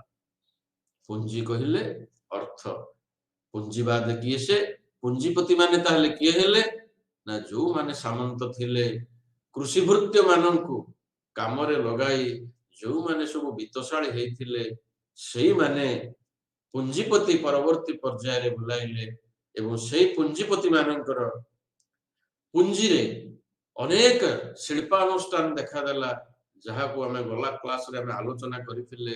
ଶିଳ୍ପ ବିପ୍ଳବ ହେଇଥିଲା, ଯୋଉ ଶିଳ୍ପ ବିପ୍ଳବରେ ସେତେବେଳର ବୈଜ୍ଞାନିକ ମାନେ ଶିଳ୍ପାନୁଷ୍ଠାନ ପ୍ରଗତି ପାଇଁ ସେମାନଙ୍କର ଜ୍ଞାନକୁ ନିବେଶ କରିଥିଲେ, ଯାହା ଫଳରେ କି କୁଟୀର ଶିଳ୍ପରୁ ବୃହତ ଶିଳ୍ପ ପ୍ରତିଷ୍ଠା ଲାଭ କଲା ଏବଂ ପୁଞ୍ଜିପତି ମାନେ ସେମାନଙ୍କର ପୁଞ୍ଜିକୁ ଏହି ଶିଳ୍ପାନୁଷ୍ଠାନର ପ୍ରଗତି ଦିଗରେ ସେମାନେ ନିବେଶ କରିଥିଲେ, ଯାହା ଫଳରେ କି ପୁଞ୍ଜିବାଦ ଆରମ୍ଭ ହେଲା। ଯେଉଁ ୟୁରୋପ ମହାଦେଶରେ ଖ୍ରୀଷ୍ଟୀୟ ଚତୁର୍ଥ ଶତାବ୍ଦୀରୁ ବା ଚତୁର୍ଥ ଶତାବ୍ଦୀର ପ୍ରଥମରୁ ବା ପ୍ରାରମ୍ଭରୁ ଚତୁର୍ଦ୍ଦଶ ଶତାବ୍ଦୀ ପର୍ଯ୍ୟନ୍ତ ଯୋଉ ସାମନ୍ତ ପ୍ରଥା ପ୍ରଚଳନ ଥିଲା, ତାହା ପଞ୍ଚଦଶ ଶତାବ୍ଦୀର ପ୍ରବେଶ ସହ ବା ପାଶ୍ଚାତ୍ୟ ଜଗତର ପୁଞ୍ଜିବାଦର ଆବିର୍ଭାବ ଏ ସମୟରେ ଘଟିଥିଲା। ସାଧାରଣ ଭାବରେ ବିଶ୍ୱାସ କରାଯାଏ ଯେ ୟୁରୋପରେ ଯୋଉ ନବଜାଗରଣ ହେଲା, ଏ ନବଜାଗରଣ ଯୋଗୁ ସାମନ୍ତ ପ୍ରଥାର ଅନ୍ତ ହେଲା। ତାହା ବି ହେଇଥାଇପାରେ, କାହିଁକିନା ନବଜାଗରଣରେ ଯେତେବେଳେ ପୁନର୍ଜାଗରଣ ହେଲା, ଅର୍ଥାତ ଜ୍ଞାନର ନବୀକରଣ ହେଲା, ଅନେକ ବିଜ୍ଞାନର ଅଗ୍ରଗତି ହେଲା, ସାମନ୍ତ ପ୍ରଥା ଏଥିପାଇଁ ବି କୁଠାରଘାତ ହେଇଥାଇପାରେ। ତେଣୁ ୟୁରୋପୀୟ ସମାଜରେ ଯେତେବେଳେ ନବଜାଗରଣ ଆରମ୍ଭ ହେଲା, ସେତେବେଳେ ମଧ୍ୟ ସାମନ୍ତ ପ୍ରଥା ବା ସାମନ୍ତବାଦର ବ୍ୟବସ୍ଥା କୁଶୁଡ଼ି ପଡ଼ିଲା। ସେ ଭିତରେ ଅନେକ ଆଭ୍ୟନ୍ତରୀଣ କାରଣ ମଧ୍ୟ ରହିଛି। ଐତିହାସିକ ମାନେ ତାର ନୂତନ ତଥ୍ୟ, ତାର ନୂତନ କାରଣ ମଧ୍ୟ ଏବେ କାରଣ ମଧ୍ୟ ବାହାର କରିଛନ୍ତି, ଯୋଉଥି ଯୋଗୁ କି ସାମନ୍ତ ପ୍ରଥା ସିନା ବିଲୋପ ହେଇଗଲା, ତା ସହିତ ଆଉ ଏକ ପ୍ରଥାର ଉନ୍ମେଷ ହେଲା, ଯାହାକୁ କୁହାଗଲା ପୁଞ୍ଜିବାଦ ପ୍ରଥା। ତେଣୁ ସାମନ୍ତ ପ୍ରଥାରୁ କେମିତି ପୁଞ୍ଜିବାଦକୁ ପରିବର୍ତ୍ତନ ହେଲା, ଏ କଥା ଆମେ ବର୍ତ୍ତମାନ ଆଲୋଚନାକୁ ଆସିବା। ତେଣୁ ପୁଞ୍ଜିବାଦ କଥା କହିଲେ, ପୁଞ୍ଜି କହିଲେ ଅର୍ଥକୁ ବୁଝାଏ, ପୁଞ୍ଜିପତି କହିଲେ ବିତ୍ତଶାଳୀ ବ୍ୟକ୍ତି ମାନଙ୍କୁ ବୁଝାଏ। ଏଇ ବିତ୍ତଶାଳୀ ଲୋକମାନେ ଯେମିତି ପୂର୍ବେ ସାମନ୍ତ ପ୍ରଥା ବାଦ ସୃଷ୍ଟି କରିଥିଲେ, ସେଇମାନଙ୍କଠୁ ମଧ୍ୟ ଆରମ୍ଭ ହେଲା ପୁଣି ପୁଞ୍ଜିବାଦ ପ୍ରଥା। ତେଣୁ ସେଇ ଧନୀ ଶ୍ରେଣୀ ଲୋକମାନେ ଯୋଉ ସହର ମାନଙ୍କରେ ବା ବିଭିନ୍ନ ନଗର ମାନଙ୍କରେ ସେମାନଙ୍କର ପୁଞ୍ଜିକୁ ନିବେଶ କରି ଯୋଉ କଳକାରଖାନା ସବୁ ପ୍ରତିଷ୍ଠା କରିଥିଲେ, ସେଇ କଳକାରଖାନାରେ ସାମନ୍ତ ପ୍ରଥାରେ ଯେମିତି କୃଷି ଭୃତ୍ୟ ମାନେ ରହିଥିଲେ, ସେଇ ସବୁ କଳକାରଖାନା ଶିଳ୍ପାନୁଷ୍ଠାନରେ ମଧ୍ୟ ଶ୍ରମିକ ମାନେ ଯୋଗ ଦେଇଥିଲେ ଏବଂ ଶ୍ରମିକ ମାନେ ଗୋଟିଏ ଗୋଟିଏ ପୁଞ୍ଜିପତିଙ୍କ ଅଧୀନରେ ନିଜେ ସେମାନେ କାମ କରିବା ପାଇଁ, କାର୍ଯ୍ୟ ନିର୍ବାହ କରିବା ପାଇଁ ମଧ୍ୟ ସେମାନେ ବାଧ୍ୟ ହେଇଥିଲେ। ତାହେଲେ ଯେତେବେଳେ ପୁଞ୍ଜିବାଦ ଆରମ୍ଭ ହେଲା, ତା ପୂର୍ବରୁ ଆମେ ବିଚାର କରିବା, ଆମେ ଗଲା କ୍ଲାସରେ ବି ଆଲୋଚନା କରିଥିଲେ ପୁଞ୍ଜିବାଦ ଆରମ୍ଭ ହେବା ପୂର୍ବରୁ ଭୌଗୋଳିକ ଆବିଷ୍କାର ବି ହେଇଥିଲା। ଭୌଗୋଳିକ ଆବିଷ୍କାର କଣ ନା ଜଳପଥ ନିର୍ଣ୍ଣୟ ହେଇଥିଲା। ଜଳପଥ ନିର୍ଣ୍ଣୟ କଣ ନା ସମୁଦ୍ର ପଥ ନିର୍ଣ୍ଣୟ ହେଇଥିଲା। ସମୁଦ୍ର ପଥ କହିଲେ ଦେଶ ବିଦେଶକୁ ଯାତାୟାତ ପାଇଁ ପଥ ସୁଗମ କରାଯାଇଥିଲା। ଏଥିପାଇଁ ଯୋଉ ବଳିଷ୍ଠ ନାବିକ ମାନେ ଦୁଃସାହସିକ ପଦକ୍ଷେପ ନେଇ ସମୁଦ୍ର ଗର୍ଭକୁ ପ୍ରବେଶ କରିଥିଲେ ଏବଂ ଦିନ ଦିନ ରାତି ରାତି ମାସ ମାସ ସେମାନେ ବିତେଇ ସମୁଦ୍ର ମଧ୍ୟରେ ରହି ସେମାନେ ଜଳପଥ ଆବିଷ୍କାର କରିଥିଲେ। ଦେଶ ବିଷୟ ସହିତ ସମ୍ପର୍କ ପାଇଁ ସେତୁ ନିର୍ମାଣ କରିଥିଲେ। ସେ ବିଷୟରେ ଆମେ ଆଗାମୀ ଅଧ୍ୟାୟ ମାନଙ୍କରେ ନିଶ୍ଚିତ ପଢିବା। ତେବେ ଏତିକି କହିବାକୁ ଯାଉଛି ଯେ ପୁଞ୍ଜିପତି ବା ପୁଞ୍ଜିବାଦ ବା ପୁଞ୍ଜି ଏସବୁ ଶବ୍ଦର ପ୍ରୟୋଗ ହେଲା କେତେବେଳେ ନା ଯେତେବେଳେ ସାମନ୍ତବାଦର ବିଲୋପ ହେଲା, ଜ୍ଞାନର ନବୀକରଣ ହେଲା ବା ନବଜାଗରଣ ହେଲା, ଭୌଗୋଳିକ ଆବିଷ୍କାର ହେଲା, ସେତେବେଳେ ଯାଇ ପୁଞ୍ଜିବାଦ ଏଇ ପାଶ୍ଚାତ୍ୟ ଜଗତରେ ପ୍ରତିଷ୍ଠିତ ହେଲା। ତେଣୁ ଦେଶ ବିଦେଶ ସହିତ ସମ୍ପର୍କ ଯେତେବେଳେ ଆରମ୍ଭ ହେଲା ବା ସାମୁଦ୍ରିକ ପଥ ଯେତେବେଳେ ନିର୍ଣ୍ଣୟ କରାଗଲା ସେତେବେଳେ ଯାଇ ପୁଞ୍ଜିବାଦ ପ୍ରତିଷ୍ଠିତ ହେଲା। କାର୍ଲ ମାର୍କ୍ସଙ୍କର ମତ ଅନୁସାରେ ମୁଖ୍ୟତଃ ଆଭ୍ୟନ୍ତରୀଣ କାରଣ ଯୋଗୁଁ ସାମନ୍ତବାଦର ପତନ ହେଇଥିଲା ଏହା ତ ନିଶ୍ଚିତ, କିନ୍ତୁ ତାଙ୍କର ବିଚାର ହେଲା ନୂତନ ବଜାର ସୃଷ୍ଟି, ବାଣିଜ୍ୟର ସମୃଦ୍ଧି ଯୋଗୁଁ ଯେତେବେଳେ ପଣ୍ୟ ଦ୍ରବ୍ୟ ଗୁଡ଼ିକର ଚାହିଦା ବଢିଲା ସେତେବେଳେ ଯାଇ ସାମନ୍ତବାଦର ପତନ ହେଲା ଏବଂ ପୁଞ୍ଜିବାଦର ଉନ୍ମେଷ ହେଲା। ଏହା ଥିଲା କାର୍ଲ ମାର୍କ୍ସଙ୍କର ମତ। ତେବେ ଏହି ସମୟରେ ମଧ୍ୟ ଉତ୍ପାଦନ ବୃଦ୍ଧି ପଛରେ ନୂତନ କୌଶଳ ଆବିଷ୍କାର ହେଲା, ଯାହା ଶ୍ରମ ବିଭାଜନ ବ୍ୟବସ୍ଥା ଉପରେ ପର୍ଯ୍ୟବେସିତ ଥିଲା ଏବଂ ଅନେକ ଭୂମିଧ୍ୟାରୀ ମାନେ ନିଜକୁ ବଣିକ ରୂପ ଉପସ୍ଥାପିତ କଲେ। ଯୋଉମାନେ ସବୁ ଜମିଦାର ଥିଲେ, ଯୋଉମାନେ ସାମନ୍ତ ଥିଲେ, ସେମାନେ ନିଜେ ନିଜେ ଜଣେ ଜଣେ ବଣିକ ରୂପ ସାଜିଲେ ଏବଂ ଅଧିକ ଲାଭ ପାଇବା ପାଇଁ ସେମାନେ ସେମାନଙ୍କର ପୁଞ୍ଜିକୁ ନିବେଶ କଲେ, ଯାହା ଦ୍ୱାରା କି କୃଷି କାର୍ଯ୍ୟ ପାଇଁ ମଧ୍ୟ ବୈଷୟିକ ଜ୍ଞାନ ବୃଦ୍ଧି ପାଇଲା ଏବଂ କୃଷକ ମାନେ ବା ଶ୍ରମିକ ମାନେ କୃଷି କାର୍ଯ୍ୟ କରିବା ପାଇଁ ସେମାନେ ମଧ୍ୟ ଆଉ ପଛଘୁଞ୍ଚା ଦେଲେ ନାହିଁ। ତେଣୁ ସାମନ୍ତବାଦରୁ ପୁଞ୍ଜିବାଦକୁ ପରିବର୍ତ୍ତନର ଗୋଟିଏ ମୁଖ୍ୟ କାରଣ ହେଲା ବାଣିଜ୍ୟର ବିକାଶ। ୟୁରୋପ ମହାଦେଶରେ ରାଜନୀତିରେ ଅଧିକ ସ୍ଥିରତା ଆଣିବା ପାଇଁ ବା ପାଶ୍ଚାତ୍ୟ ଜଗତରେ ଗୋଟିଏ ବିରାଟ ସ୍ଥିରତା ଆଣିବା ପାଇଁ ଏହି ବଣିକ ମାନଙ୍କର ଭୂମିକା ଥିଲା ଗୁରୁତ୍ୱପୂର୍ଣ୍ଣ। ଯୋଉ ବଣିକ ମାନେ ଏକ ସ୍ୱତନ୍ତ୍ର ଶ୍ରେଣୀ ବିଶେଷ ଥିଲେ। ଏହି ପାଶ୍ଚାତ୍ୟ ଜଗତରେ ପରବର୍ତ୍ତୀ ପର୍ଯ୍ୟାୟରେ ଏହି ବଣିକ ମାନେ ଗୋଟିଏ ସ୍ୱତନ୍ତ୍ର ଶ୍ରେଣୀର ବ୍ୟକ୍ତି ବିଶେଷ ଥିଲେ। କାହିଁକି? କାରଣ ସେମାନଙ୍କର ଗୋଟେ ଚୁକ୍ତିବଦ୍ଧତା ନଥିଲା ଏବଂ ସେମାନେ ନିଜର ଲାଭ ପାଇଁ କେବଳ ହିଁ ବାଣିଜ୍ୟ ବ୍ୟବସାୟ କରି ଚାଲିଥିଲେ। ତେଣୁ ବିନା ବାଣିଜ୍ୟରେ ଏ ସାମାଜିକ ବ୍ୟବସ୍ଥା ନିଶ୍ଚିତ ଭାବରେ ସ୍ଥାନ ହେଇଯିବ ବୋଲି ସେମାନେ ଜାଣିପାରିଥିଲେ। ତେଣୁ ପ୍ରକୃତରେ ସେଇ ବଣିକ ମାନେ ସାମାଜିକ ବ୍ୟବସ୍ଥାକୁ ଯେତେବେଳେ ପରିବର୍ତ୍ତନ କରିଥିଲେ ସେହି ସମୟରେ ସାମନ୍ତବାଦର ଲୋପ ହୋଇଥିଲା ଏବଂ ଏକ ଅର୍ଥନୈତିକ ପ୍ରଗତି ଘଟିଥିଲା ବା ସମାଜରେ ଅର୍ଥନୀତିରେ ବିକାଶ ହେଇଥିଲା। ସମାଜରେ ଆର୍ଥିକ ବ୍ୟବସ୍ଥାରେ ଗୋଟିଏ ବିରାଟ ପରିବର୍ତ୍ତନ ହେଇଥିଲା, ଯାହା ଫଳରେ କି ସମାଜରେ ମୂଳଧନ ବୃଦ୍ଧି ଉପଲବ୍ଧିକୁ ସଞ୍ଜୀବିତ କରିବା ପାଇଁ ଏଭଳି ବ୍ୟବସ୍ଥା କରାଗଲା। ତେଣୁ ନୂତନ ବାଣିଜ୍ୟ ଗୋଷ୍ଠୀ ସମ୍ରାଟ ମାନଙ୍କୁ ଗୋଟେ ଗୁରୁତ୍ୱପୂର୍ଣ୍ଣ ଆବଶ୍ୟକୀୟ ଅର୍ଥ ମଧ୍ୟ ଏ ସମୟରେ ପ୍ରଦାନ କରିଥିଲା। ପ୍ରତିବଦଳରେ ସମ୍ରାଟ ମାନେ ସେଇ ବଣିକ ମାନଙ୍କୁ ରାଜ ପୃଷ୍ଠପୋଷକତା ପ୍ରଦାନ କରିଥିଲେ ବା ବାଣିଜ୍ୟ ବିକାଶକୁ ତତ୍କାଳୀନ ପାଶ୍ଚାତ୍ୟ ଜଗତର ସମ୍ରାଟ ମାନେ ପ୍ରୋତ୍ସାହନ ଦେଇଥିଲେ। ଏହି ସମ୍ରାଟ ମାନଙ୍କର ସେଇ ପ୍ରୋତ୍ସାହନ ଯୋଗୁଁ ବଣିକ ମାନଙ୍କର ବା ବ୍ୟବସାୟୀ ମାନଙ୍କର ଅର୍ଥ ସଂଗ୍ରହ ବଳରେ ସେତେବେଳେ ସମ୍ରାଟ ମାନେ ମଧ୍ୟ ଗୋଟିଏ ଗୋଟିଏ ବିରାଟ ସୈନ୍ୟ ବାହିନୀ ମଧ୍ୟ ମୁତୟନ କରିବା ପାଇଁ ସକ୍ଷମ ହେଇଥିଲେ। ଏହି ବ୍ୟବସାୟୀଙ୍କର ଅର୍ଥରେ ବା ବ୍ୟବସାୟୀଙ୍କର ଭିତରେ ତତ୍କାଳୀନ ସମ୍ରାଟ ମାନେ ବିରାଟ ବିରାଟ ସାମରିକ ବାହିନୀ ମଧ୍ୟ ଗଠନ କରୁଥିଲେ। ସାମନ୍ତ ଯୋଦ୍ଧା ମାନେ ମଧ୍ୟ ସେତେବେଳେ ଅର୍ଥ ପାଇଁ କାର୍ଯ୍ୟ କରୁଥିଲେ ଏବଂ ସେମାନେ ସମଗ୍ର ୟୁରୋପରେ ତତ୍କାଳୀନ ବାତାବରଣକୁ ନିୟନ୍ତ୍ରଣରେ ରଖିଥିଲେ। ତେବେ ଆମେ ଜାଣିପାରିଲେ ଯେ ଖ୍ରୀଷ୍ଟୀୟ ଚତୁର୍ଦ୍ଦଶ ଶତାବ୍ଦୀରେ जो द्रुत जनसंख्या ह्रास पाइला सेथुरु सामंत प्रथा दुर्बल होइतिला सत, किंतु वाणिज्यर जो विकास घटितिला, वाणिज्यर जो वृद्धि होइतिला, से वाणिज्यर वृद्धि जोगु प्रकृत रे सामंत प्रथार लोप होला एवं पुंजी प्रथा बा पुंजीवादर उन्मेष होला। तेणु सामंतवादर पुंजीवाद को परिवर्तन हेबार जो सब प्रमुख समस्या गुड़िक आम विश्लेषण कले, आम आलोचना कले, यही परिवर्तन पाई दायी थिबा आउ अनेक गुरुत्वपूर्ण कारण गुड़िक आम आलोचना करबा। तेबे पुंजीवाद प्रतिष्ठा पछरे प्रथम कारणटी थिला कोन ना अर्थनैतिक संप्रसारण। जदि आर्थिक विकास न घटिला ताहले पुंजीवाद हेई पारि नथंता, कि पुंजीपति हेई पारि नथांते, कि पुंजी सेमानंक पाखकु आसी पारि नथंता। अर्थनैतिक संप्रसारण घटिला। केमिति अर्थनैतिक संप्रसारण घटिला? सेही अर्थनीति विशिष्ट अर्थनीतिज्ञ पॉल स्यूजर एवं हॉन्टसाइब मध्य सेमाने कहितिले जे सुदूर वाणिज्यर प्राबल्यता द्वारा प्रभृत अर्थनैतिक संप्रसारण घटितिला, जहा जोगु सामंत प्रथार विलोप होला एवं पुंजीवाद प्रतिष्ठित हैला। सेही हॉन्टसाइब मध्य सही कथा भी कहितिले, जदिबा तांकर मतवाद टिके भिन्न थिला, से कृषि को जोर देथिले, ये वाणिज्य को जोर देथिले। तले वाणिज्य केमिति हैला? कृषि कार्यर आज उन्नति घटुथिबार तो वाणिज्य हैला। तेणु से कृषि कार्यर उन्नति हो कि वाणिज्यर उन्नति हो, जो थी जोगु पुंजीवाद प्रतिष्ठित होइतिला एवं सामंतवादर विलोप होइतिला।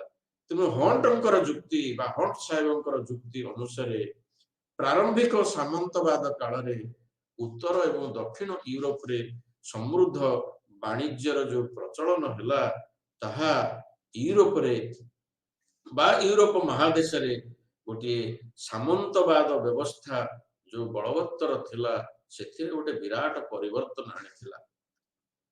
एवं यही सामंतवाद परिवर्तन पछरे मध्य आउ गोटे कारण थिला कोन ना पवित्र युद्ध यात्रा, जहा कि फ्रांस रे आरंभ होइथिला। एही युद्ध यात्रा जोगु बा धर्म युद्ध यात्रा जोगु एठारे मध्य गोटे विराट परिवर्तन घटिथिला। तेबे सामंतवादरो पुंजीवाद को परिवर्तन गोटे मुख्य कारण थिला अर्थनैतिक संप्रसारण, जहा को इंग्लिश रे इकोनॉमिक एक्सपेंशन बोली कहा जाए। अनेक अर्थनीतिज्ञ माने मार्क्सिस्ट इकोनॉमिस्ट सेमाने मध्य सेमानंकर स्व मत प्रदान करिथिले, ए अर्थनीतिर केमिति विकास घटिला, ए वाणिज्यर केमिति विकास घटिला, मार्केटलिज्म कैपिटलिज्म केमिति आसिला। तेणु सेमानंकर मत मध्य भिन्न थिला, जोथि जोगु वाणिज्यवाद बा जोथि जोगु पुंजीवाद प्रतिष्ठित हैला एवं दीर्घ चतुर्थ शताब्दी चतुर्दश शताब्दी पर्यंत रही आसीथिबा एक सामंतवाद उपरे विराट कुठारघात लागिथिला। एही परिप्रेक्षी रे आमे जदि पुंजीवादर प्रतिष्ठा दिगु को आसीबा, आउ गोटे कारण जदि आमे देखिबा, सेटा होची शिल्प उत्पादन बा इंडस्ट्रियल प्रोडक्शन।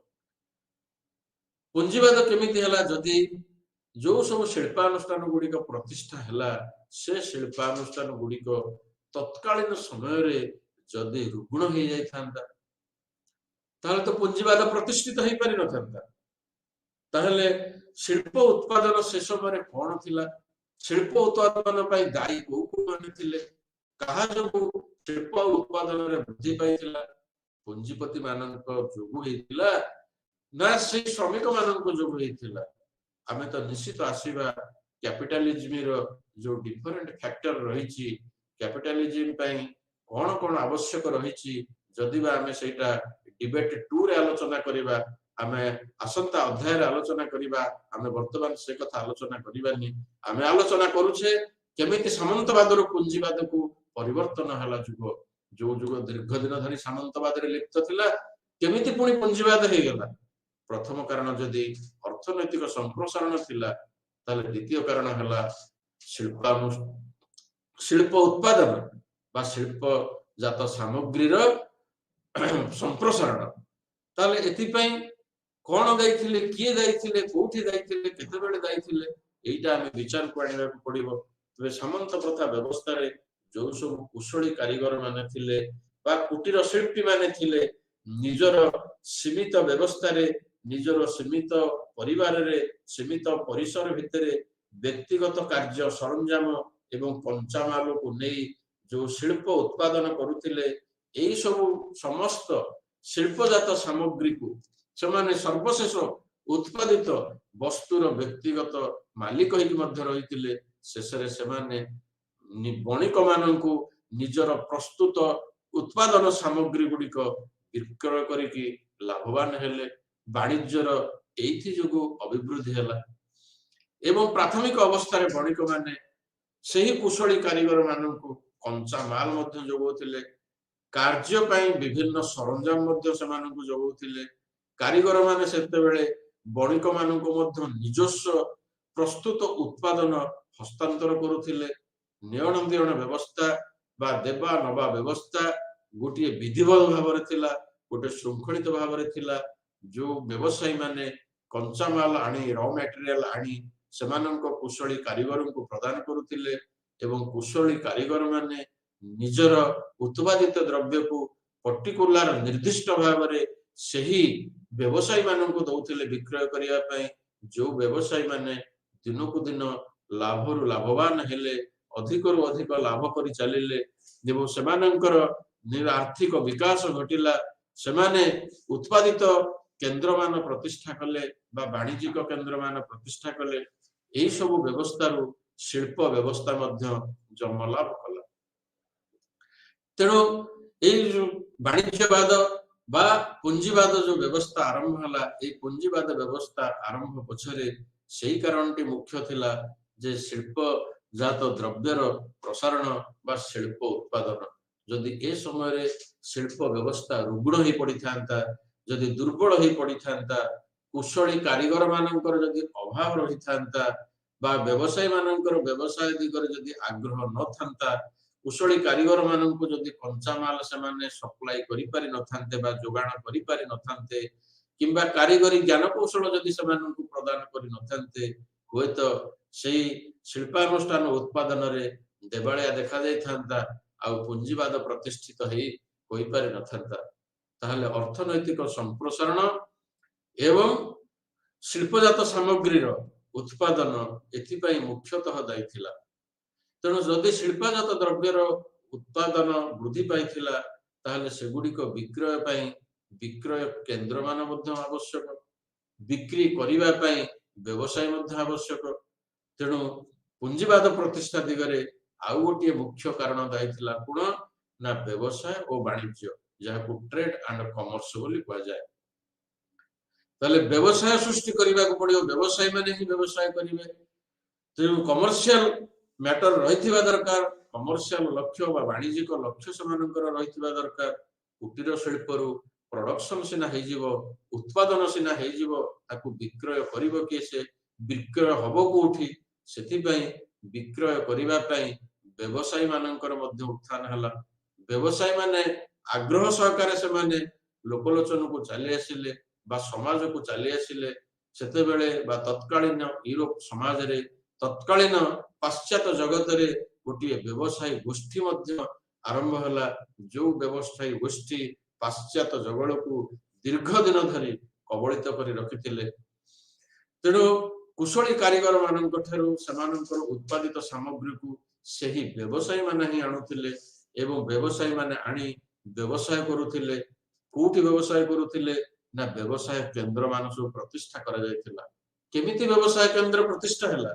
व्यवसाय केंद्र जेतेबेले प्रतिष्ठा हला सेतेबेले बा तार पूर्वरु पंचदश शताब्दी रे पाश्चात्य जगत रे यूरोप महादेश रे सामुद्रिक अभियान हेतिला बा जलपथ आविष्कार हेतिला बा भौगोलिक आविष्कार हेतिला, जहा फल रे कि व्यवसायी माने जलपथर आश्रय नै गोटे देशरु आउ गोटे देश को जाई सेमानंकर व्यवसाय प्रतिष्ठान आरंभ करितिले बा व्यवसाय केंद्र सृष्टि करितिले, व्यवसाय संघ प्रतिष्ठा करितिले। गोटे देशर उत्पादित द्रव्य आउ गोटे देश रे जाई विक्रय हेई परिला बा गोटे देशर उत्पादित द्रव्य ଆଉ ଏକ ଦେଶରେ ଯାଇ ଉପଲବ୍ଧ ହେଇପାରିଲା, ଗୋଟିଏ ଦେଶର ଉତ୍ପାଦିତ ଦ୍ରବ୍ୟ ଆଉ ଗୋଟେ ଦେଶରେ ଯାଇ ଆବଶ୍ୟକତାକୁ ମେଣ୍ଟେଇ ପାରିଲା। ଏହା ହିଁ ସମ୍ଭବ ହେଇଥିଲା ସେ ଭୌଗୋଳିକ ଆବିଷ୍କାର ଦ୍ୱାରା। ତେଣୁ ଯଦି ଭୌଗୋଳିକ ଆବିଷ୍କାର ହେଇନଥାନ୍ତା ବା ଜଳପଥ ନିର୍ଣ୍ଣୟ ହେଇନଥାନ୍ତା ବା ସେତେବେଳେ ପାଶ୍ଚାତ୍ୟ ଜଗତର ସ୍ପେନ ପର୍ତ୍ତୁଗାଲ ଆଦି ଦେଶର ନାବିକ ମାନେ ଯଦି ସେ ଦୁଃସାହସିକ ପଦକ୍ଷେପ ନ ନେଇଥାନ୍ତେ ବା ସାମୁଦ୍ରିକ ଗତିପଥ ନିର୍ଣ୍ଣୟ କରିନଥାନ୍ତେ, ହୁଏତ ଆଜି ପର୍ଯ୍ୟନ୍ତ ଆଜି ସାମୁଦ୍ରିକ ରାସ୍ତା ବା ଜଳପଥ ଦେଇ ଗୋଟିଏ ଦେଶରୁ ଆଉ ଗୋଟିଏ ଦେଶକୁ ପଣ୍ୟବାହୀ ଜାହାଜ ଯାଇପାରିନଥାନ୍ତା। ତେଣୁ ପଞ୍ଚଦଶ ଶତାବ୍ଦୀରେ ପାଶ୍ଚାତ୍ୟ ଜଗତର ଏହା ଥିଲା ମାନବ ସମାଜକୁ, ବିଶ୍ୱ ମାନବ ସମାଜକୁ ଗୋଟେ ବୃହତ ଅବଦାନ, ଯାହାଦ୍ୱାରା କି ଗୋଟିଏ ଦେଶର ବଣିକ ମାନେ ଅନ୍ୟ ଦେଶରେ ଯାଇ ସେମାନଙ୍କର ବ୍ୟବସାୟ ପ୍ରତିଷ୍ଠାନ କରିପାରିଥିଲେ, ବ୍ୟବସାୟିକ କେନ୍ଦ୍ର ସ୍ଥାପନ କରିପାରିଥିଲେ, ବ୍ୟବସାୟିକ ସଂଘ ସ୍ଥାପନ କରିପାରିଥିଲେ ଏବଂ ସେ ଦେଶରେ ଯାହା ହିଁ ରହିପାରୁନଥିଲା, ଯାହା ସର୍ଟେଜ ରହୁଥିଲା, ଯାହା ଅଭାବ ରହୁଥିଲା ତାକୁ ପୂରଣ କରାଯାଇ ପାରୁଥିଲା। ତାହେଲେ ସାମନ୍ତବାଦରୁ ପୁଞ୍ଜିବାଦକୁ ପରିବର୍ତ୍ତନର ପ୍ରଥମ କାରଣ ଥିଲା ଅର୍ଥନୈତିକ ସମ୍ପ୍ରସାରଣ, ଦ୍ୱିତୀୟ କାରଣ ଥିଲା ଶିଳ୍ପ ଉତ୍ପାଦନ, ତୃତୀୟ କାରଣ ଥିଲା ବାଣିଜ୍ୟ ଓ ବ୍ୟବସାୟ, ସେଭଳି ଚତୁର୍ଥ କାରଣ ଥିଲା କଣ ନା ସ୍ଥାୟୀ ବଜାର ପ୍ରତିଷ୍ଠା। ତେଣୁ ଉତ୍ପାଦିତ ସାମଗ୍ରୀକୁ ଶିଳ୍ପାନୁଷ୍ଠାନ ପ୍ରତିଷ୍ଠା କଲେ କଣ ହବ, ଶିଳ୍ପାନୁଷ୍ଠାନର ଯୋଉ ଉତ୍ପାଦନ ସାମଗ୍ରୀ ରହିଛି ତାକୁ କୋଉଠି ବିକ୍ରୟ କରାଯିବ, ସେଥିପାଇଁ ମାର୍କେଟର ଆବଶ୍ୟକତା ରହିଛି। ଯୋଉ କ୍ୟାପିଟାଲିଜିମର ଗୋଟିଏ ବୃହତ ଫ୍ୟାକ୍ଟର ହଉଛି ମାର୍କେଟ। ତେଣୁ କୋଉଠି ମାର୍କେଟ ପ୍ରତିଷ୍ଠା ହେଇପାରିବ, ଯୋଉ ମାର୍କେଟ କି ସ୍ଥାୟୀ ଭାବରେ ରହିବ, ଗୋଟିଏ ଦେଶର ଉତ୍ପାଦିତ ଦ୍ରବ୍ୟକୁ ସେ ବିକ୍ରୟ କରିବ। କାହିଁକି ନା ଯେତେବେଳେ ଇଂଲଣ୍ଡରେ ଶିଳ୍ପ ବିପ୍ଳବ ହେଲା ଏବଂ ଅନେକ ଶିଳ୍ପାନୁଷ୍ଠାନର ପ୍ରଗତି ହେଲା, ବହୁ ଶିଳ୍ପାନୁଷ୍ଠାନ ପ୍ରତିଷ୍ଠା କରାଗଲା, ସେ ଦେଶର ଜନସଂଖ୍ୟାକୁ ଚାହିଁ ସେ ସବୁ ଶିଳ୍ପାନୁଷ୍ଠାନରୁ ଯୋଉ ସବୁ ଉତ୍ପାଦିତ ଦ୍ରବ୍ୟ ଯୋଉ ବାହାରି ଆସିଲା, ଯୋଉ ଉତ୍ପାଦିତ ସାମଗ୍ରୀ ଯୋଉ ତିଆରି ହେଲା, ସେଗୁଡିକ ତାଙ୍କ ଦେଶର ଆବଶ୍ୟକତା ଠାରୁ ଅଧିକ ରହିଥିଲା। ତାହେଲେ ସେ ବଳକା ସାମଗ୍ରୀ କରାଯିବ କଣ, ସେ ବଳକା ସାମଗ୍ରୀକୁ ବିକ୍ରୟ କରିବା ପାଇଁ ଇଂଲଣ୍ଡର ଲୋକମାନେ ମାର୍କେଟ ଖୋଜୁଥିଲେ ବା ବଜାର ଖୋଜୁଥିଲେ ବା ବ୍ୟବସାୟିକ କେନ୍ଦ୍ର ଖୋଜୁଥିଲେ। ସେଥିପାଇଁ ସେଇ ପାଶ୍ଚାତ୍ୟ ଜଗତର ଦେଶ ସମୂହ, ପାଶ୍ଚାତ୍ୟ ଜଗତର ରାଷ୍ଟ୍ର ସମୂହ, ସେମାନେ ସମସ୍ତେ ଅନ୍ୟ ମହାଦେଶରେ ସେମାନେ ସେମାନଙ୍କର ମାର୍କେଟ, ସେମାନଙ୍କର ବଜାର ଅନ୍ୱେଷଣରେ ରହିଥିଲେ। ଯାହା ଫଳରେ କି ସେଇ ପଞ୍ଚଦଶ ଷୋଡଶ ଶତାବ୍ଦୀରେ ପାଶ୍ଚାତ୍ୟ ଜଗତର ରାଷ୍ଟ୍ର ସମୂହ, କେବଳ ଯେ ଇଂଲଣ୍ଡ ତାହା ନୁହଁ, ଇଂଲଣ୍ଡ, ଫ୍ରାନ୍ସ, ପର୍ତ୍ତୁଗାଲ, ଏମାନେ ସମସ୍ତେ, ସ୍ପେନ, ଏପରିକି ପୋଲାଣ୍ଡ ମଧ୍ୟ ଅନ୍ୟ ରାଷ୍ଟ୍ର ମାନଙ୍କୁ ଯାଇ ସେମାନଙ୍କର ବଜାର ପ୍ରତିଷ୍ଠା କରିଥିଲେ, ବାଣିଜ୍ୟ ବିକାଶ କରିବା ପାଇଁ ସେମାନଙ୍କର କାର୍ଯ୍ୟକ୍ରମ ଆରମ୍ଭ କରିଥିଲେ। ତାହେଲେ ସ୍ଥାୟୀ ବଜାର ପ୍ରତିଷ୍ଠା ପାଇଁ ମଧ୍ୟ ସେତେବେଳେ ଯୋଜନା କରାଯାଇଥିଲା। ଯୋଉ ସମୟରେ କି ସ୍ଥାୟୀ ବଜାର ପ୍ରତିଷ୍ଠା ହେଇଥିଲା, ଉଦାହରଣ ସ୍ୱରୂପ ଇଂଲଣ୍ଡ ଭାରତ ବର୍ଷରେ, ଫ୍ରାନ୍ସ ଭାରତ ବର୍ଷରେ ଆସି ସେମାନଙ୍କର ଇଷ୍ଟ ଇଣ୍ଡିଆ କମ୍ପାନୀ ସବୁ ସ୍ଥାପନ କରିଥିଲା। ଯୋଉ ଇଷ୍ଟ ଇଣ୍ଡିଆ କମ୍ପାନୀ ଏକ ବାଣିଜ୍ୟିକ ସଂସ୍ଥା ଥିଲା, ଯୋଉ ବାଣିଜ୍ୟିକ ସଂସ୍ଥା ଭାରତ ବର୍ଷରେ ଦିନେ ନୁହେଁ, 2 ଦିନ ନୁହେଁ, ବର୍ଷେ ନୁହେଁ, 2 ବର୍ଷ ନୁହେଁ, ବର୍ଷ ବର୍ଷ ଧରି ଦୀର୍ଘ 304